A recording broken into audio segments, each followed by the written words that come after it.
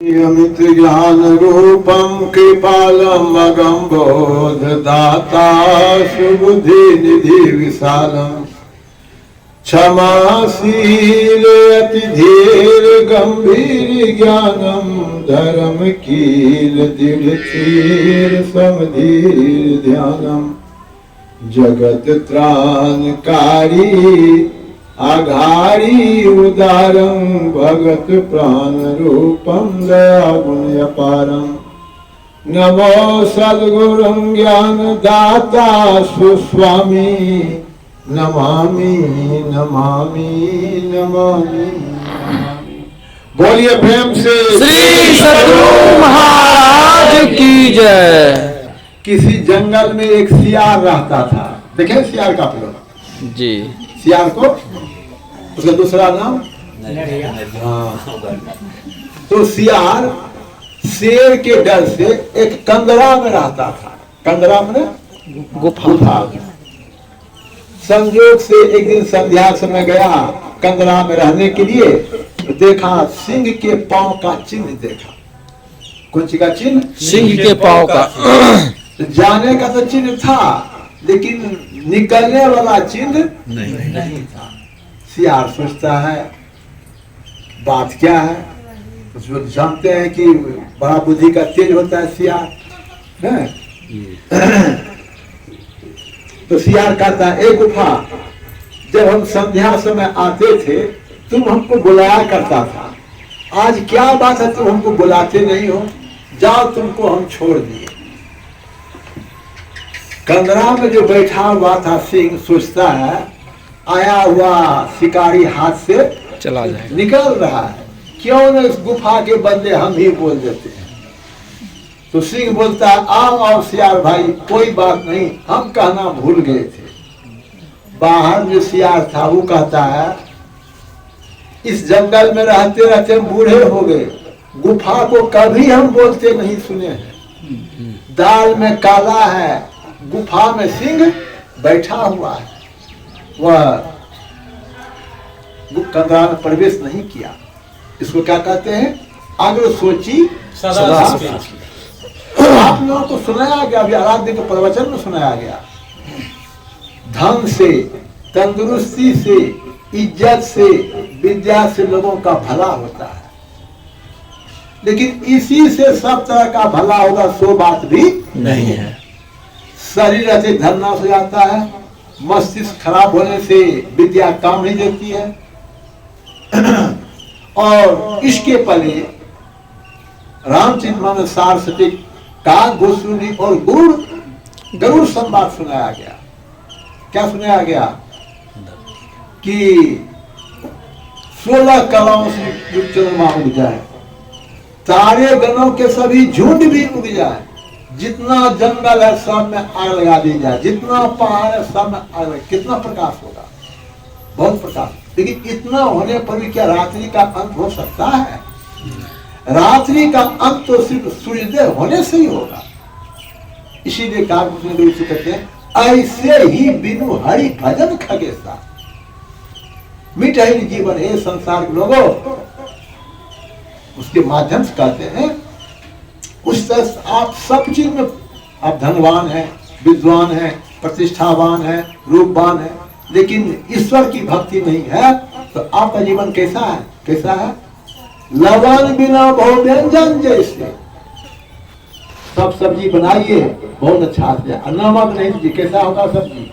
कैसा होगा? फीका हो जाए।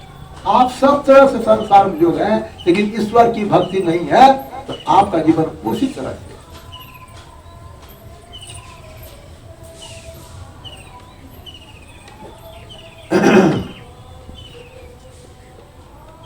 इसलिए क्या करना चाहिए लोगों को? ईश्वर की भक्ति करने के लिए सीखना चाहिए। क्या करना चाहिए? सीखना चाहिए। उसी बात की शिक्षा कहाँ होती है? इस सत्संग में होती है। और काशचंद जी क्यों करा रहे हैं? इनके यहाँ नए मेहमान आए। कौन? नए मेहमान, पुत्र वधू, जिनके हाथों अभिनव का जीवन, माता पिता सास ससुर का जीवन किनके हाथों होता है? पुत्र वधू के हाथ होता है।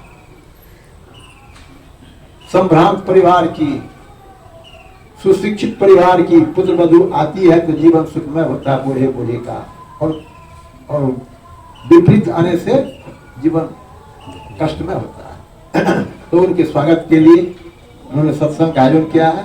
सुबह प्रकाश जी को बहुत बहुत धन्यवाद दिया। आपने बहुत अच्छा काम किया, आपने गुरु का दरबार लगाया, भक्तों को बुलाया, इससे उत्तम काम संसार में कुछ है भी नहीं, होता ही नहीं। तो इसमें क्या सुनाऊंगा, आज देव ने कहने कृपा की, सदा सुने जो क्या है वेद और गुरु वचन, त्यागने जो क्या है कंचन और काम। इसलिए मैं आप लोग सेवा में परमाराध्य संत सदगुरु महाराज, जिनके लिए संजय जी ने सुनाया, इनको गुरु ने ही आशीर्वाद दिया था कि 100 वर्ष तक जीते रह जाओगे तो क्या खाओगे, तो 100 वर्ष तक हम जी करके ही रहेंगे। ऐसे जो हमारे आराध्य थे, वे हम लोगों को अपना उपदेश दे गए हैं। मैं उसी उपदेश का थोड़ा सा पाठ लूंगा, आप लोग श्रद्धा प्रेम से श्रवण करके कृपा करेंगे। बोलिए प्रेम से श्री सद्गुरु महाराज की जय।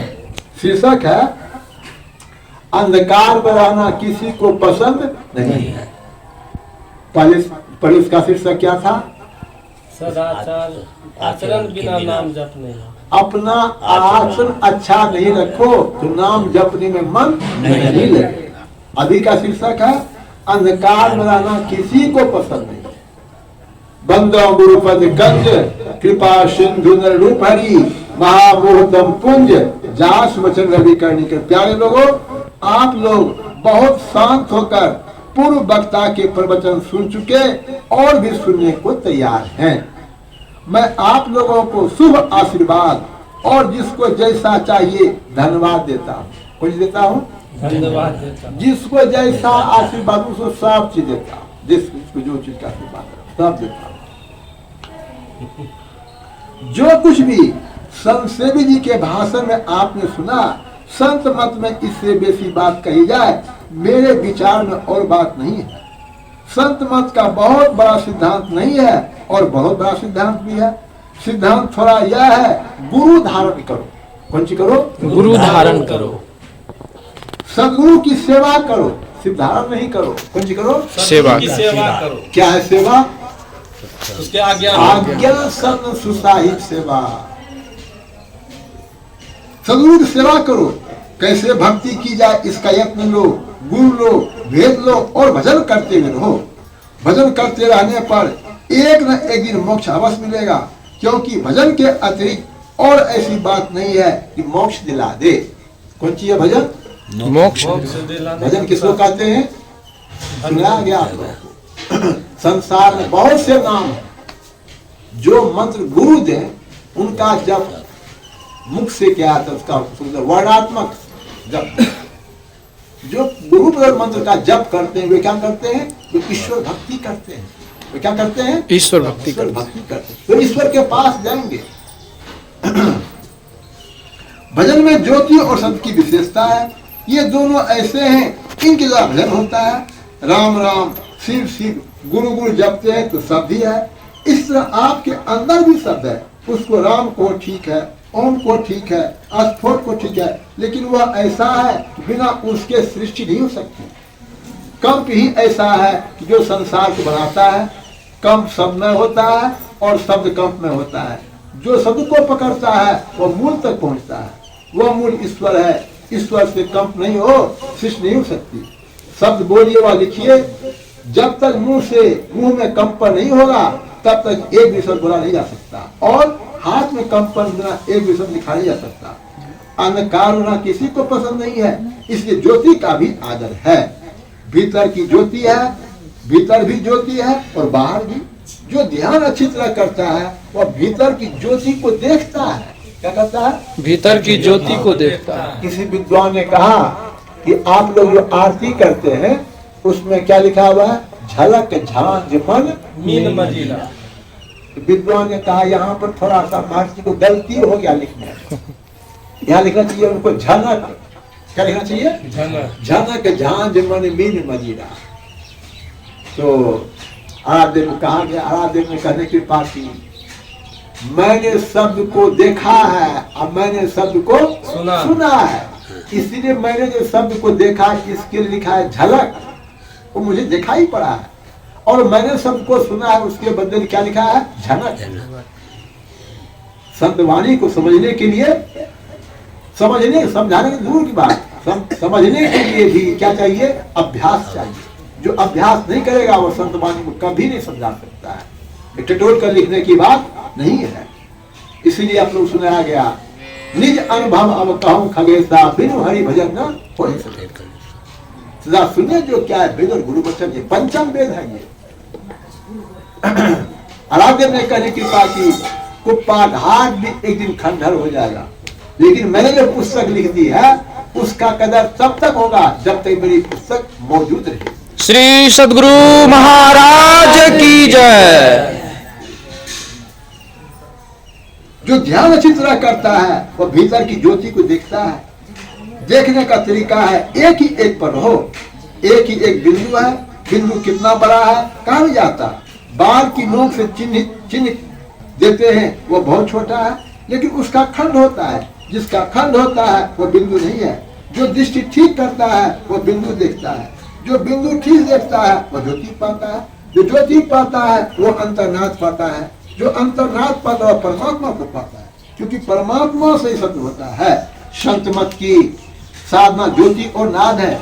जिस भाषण में ज्योति और नाद की चर्चा नहीं है वो भाषण कमजोर है। चाहिए कि लोग ज्योति और नाद की उपासना करें। जो ये नहीं कर सकते उनको चाहिए कुछ न कुछ अवश्य करें। मौखिक जप करें, उपांशु जप करें, मानस जप करें। मानस जप करके अंतर ज्योति और अंतरनाद को पकड़ सकते हैं। भक्त सूरदास ने कहा, शब्द ही सन भयो उजियारो, सदगुरु भेद बताए। सदगुरु से भेद लेकर चाहे नाद उपासना करो चाहे बिंदु उपासना करो, जप करो, अस्फुल ध्यान करो, सूक्ष्म ध्यान बिंदु ध्यान करो, फिर अंतरनाद उपासना करो। अंत का नाद परम ध्वनि है, वह परम ध्वनि परमात्मा तक पहुंचाती है। कुत्ते को पुकारिए तो जिधर शब्द आता उधर हो जाता है। उसी तरह वह शब्द जो ईश्वर की ओर आता उसको पकड़ने वाला ईश्वर तक पहुंच जाता है। जो सच्चरित्र नहीं है वह परमात्मा का भजन नहीं कर सकता। सच्चरित्र बनने के लिए झूठ, चोरी, नशा, हिंसा और व्यभिचार का त्याग करना होता है। जो मांस मछली खाता है उसमें हिंसा की वृत्ति रहती है। अपने से नहीं मारता है, दूसरे का मरा हुआ खाता है। दूसरी बात यह है, जिस पशु पक्षी का मांस खाता है उसके गुण स्वभाव उनमें आ जाते हैं। क्या होता है? गुण स्वभाव उनमें आ। गुण भी और स्वभाव। बहुत लोगों को जो खून के चढ़ाया जाता है, खून जी हाँ ब्लड बैंक से लेता है, उनके स्वभाव में परिवर्तन हो जाता है। खून उनके स्वभाव में भी परिवर्तन। इसलिए लोग अपने सगे संबंध जो खोले ब्लड बैंक का खोलना नहीं चाहते हैं। आते उनमें चंचलता आती है, उसकी बुद्धि स्थिर नहीं होती। स्त्रियां पातिव्रत धर्म का पालन करे और पुरुष एक पत्नी व्रत धारण करे। आप लोगों को मैं आशीर्वाद और धन्यवाद देता हूँ। बोलिए प्रेम से श्री सद्गुरु महाराज की जय।